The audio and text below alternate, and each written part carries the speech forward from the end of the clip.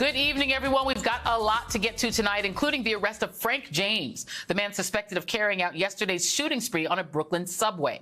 The 30-hour manhunt reportedly came to an end after James himself called the police tip line. The motive for yesterday's carnage is still unclear, though we are learning about videos James apparently posted online ranting about race and violence. We'll have much more on that coming up. But we begin the readout tonight with the war in Ukraine, where we are trying to untangle yet another day of Russian disinformation. Today, Russian forces claimed that they had taken control of the southeastern port city of Mariupol, claims that were rejected by U.S. defense officials, the deputy mayor of Mariupol, and an aide to Ukrainian President Volodymyr Zelensky. Mariupol is a key target for Russia as it seeks to establish a land route to the Crimean Peninsula. Local officials report that Russian forces have murdered nearly 22,000 people in Mariupol, which included the bombing of a maternity hospital and a bomb shelter packed with families. Just yesterday, President Biden assured reporters that he meant what he said when he called Putin's war a genocide. Yes, I called it genocide because it's become clearer and clearer that Putin is just trying to wipe out the idea of even being able to be a Ukrainian. This morning, the Organization for Security and Cooperation in Europe released a report with evidence documenting acts considered to be war crimes and crimes against humanity. The report catalogs evidence of direct targeting of civilians, attacks on medical facilities, rape, executions, looting, and forced deportation of civilians to Russia. Today, just hours after President Zelensky outlined a long list of weapons he wants from the West, President Biden authorized an additional $800 million in weapons, ammunition, armored personnel carriers, an unmanned naval vessel, and 11 helicopters. Since taking office, President Biden has committed $2.4 billion in military aid to Ukraine. And that by the way, his predecessor had threatened to withhold in order to blackmail Zelensky in order to make up dirt on Biden. This comes after Russia's sociopathic dictator made a rare public appearance yesterday, dismissing the claims of war atrocities as fake. He added that Russia's military operation would continue until, quote, its full completion, whatever that means.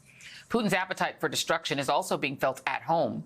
On Monday, Vladimir Kara-Murza, a prominent member of the Russian political opposition, who happens to also be a friend of this show and a frequent guest on this network, was sentenced to 15 days in jail on charges of, quote, disobeying police orders. Hours before Kara-Murza was detained in Moscow, he appeared on CNN, where he described the Kremlin as a regime of murderers. And on Sunday, he spoke to my friend and colleague Ali Velshi about the importance of vocal dissent in Russia.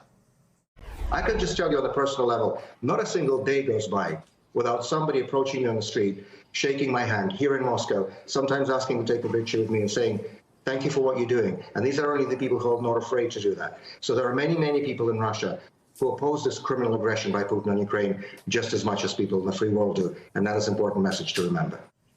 His arrest should come as no surprise because this is how Putin stifles dissent. He locks up people who call out his false narratives. Last month, Alexei Navalny, another outspoken Putin critic and rival political leader, was slapped with an additional 9 years in prison after being found guilty on new trumped-up charges. Meanwhile, 3 Americans remain in Russian prisons on questionable charges: Trevor Reed, basketball star Brittany Griner, and Paul Whelan. Joining me now is Evgenia Kara-Murza. Evgenia Kara-Murza, Vladimir Kara-Murza's wife, and I hope I pronounced your name correctly. Thank you so much for being here, Mrs. Kara-Murza. Thank you very much, Joy, for having me here, for giving me this opportunity to speak out on behalf of Vladimir, who has been speaking out fiercely on behalf of so many oppressed Russians over the years. He is incredibly brave.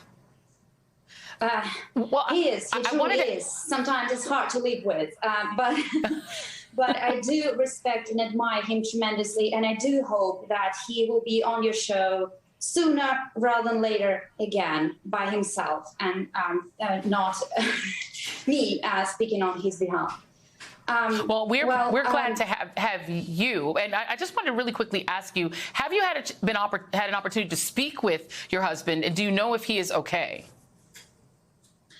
I did speak to him this morning, and he told me not to lose faith. He said that we would prevail, despite all odds. We would prevail, even if the road to freedom will be so much more dangerous and, oh my God, so much bloodier than we could ever have imagined.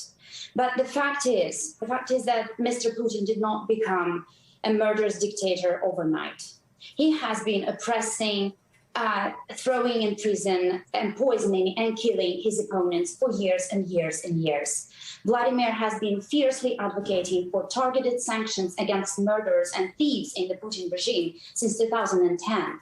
And his friend, his close friend and colleague, Boris Nemtsov, who was working with him on these sanctions, on the introduction of these sanctions, paid the ultimate price for this advocacy, because he was killed, shot down in front of the Kremlin in 2015. Vlad himself paid a very high price for the same advocacy. He was poisoned twice in 2015 and 2017 and had to relearn how to walk and use a spoon twice. And now the Russian regime decided that it's time to try to lock him up because he's so efficient outside, and because no matter what they do, he keeps coming back and he keeps coming back and he continues his work no matter what. After the first poisoning, he only started to walk again. He took his stick and he walked back to Moscow. And they, I think, realized that he's going to do it again and again. But the fact is also that Vladimir is not alone in his fight. According to Russia's Memorial Human Rights Group that was shut down by the Russian government in late December of last year, there are currently 442 people in Russia that are serving unlawful sentences for their political views or religious beliefs. And that number is growing consistently on a daily basis. Over 15,000 people have been arrested all across Russia since the beginning of the war. These are the people who went out to protest in the streets against the war, despite all the restrictive measures and laws that are being introduced every day. There is a law nowadays in Russia under which you can get up to 15 years in prison for just calling this war a war, or for disseminating, as the Russian government calls it, fake news, which is in fact objective, true information about Putin's army's atrocities in Ukraine. And so I think that people sometimes ask me about those opinion polls, according to which apparently about 85% of Russians support the war. And I tell them, would you really trust opinion polls conducted in a totalitarian regime? And this is what Mr. Putin turned our country into a totalitarian regime where there is no free speech whatsoever, where people get arrested for holding a blank sheet of paper in the middle of the street, or where an Orthodox priest gets arrested for speaking against the war in his Sunday sermon. And so these people, these 15,000 people give me hope, because no matter what, they go out and protest. They have to say no to this war, and they do it.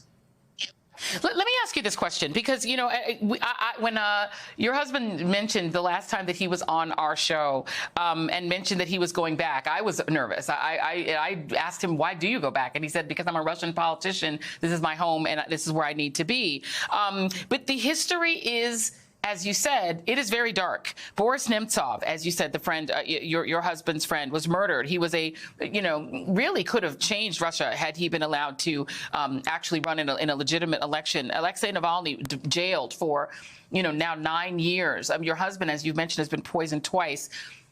In your view, is there a significant Russian opposition that is real and that is outside of Moscow? Is there enough of an opposition that can see what's happening in Ukraine, is horrified enough by what's happening in Ukraine, that there's a chance that that opposition could take hold against Putin? Is that even something, is that a dream, or is that possible? I think that we need to believe in this. And we hear these voices from everywhere. We hear these voices of opposition from everywhere. And I think that we need to believe in this, and we need to have hope, have faith in these people, because,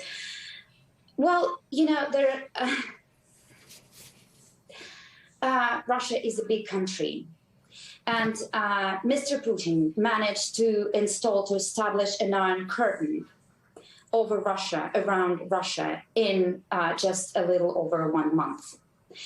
The last not opposition, but the last independent media outlets were shut down at the beginning of the war. Russian citizens have no access to objective information. The younger population can install those VPN services, and even that is not always accessible, because you need to use Apple Pay for that, to install and pay for the VPN service. And Apple Pay is now banned in Russia. It doesn't work there. So, but people will find a way. And there is a growing well, it's not, I believe there is a growing frustration among Russians everywhere. Many Russians had to leave Russia because of the events, because they were afraid for their lives, because they were afraid for their families, and because maybe they believe that speaking out against the war would be safer from a safe distance. Not everyone has to behave like Vladimir or Alexei Navalny. Because not every, well, Vladimir believes that a Russian politician needs to be in Russia, and he goes back. But many people, ordinary people, small business owners who want to raise their kids in a free country and who want the best for their kids, they're not politicians. They don't want to join any political struggles, any political fights, but they're still prepared to speak out or to help. And they've been helping. I know so many Russians who have been helping refugees in the Baltic states, in Poland, in Germany. They have been involved in helping refugees, and they feel shame, and they're terrified and horrified by what's happening in Ukraine, truly are.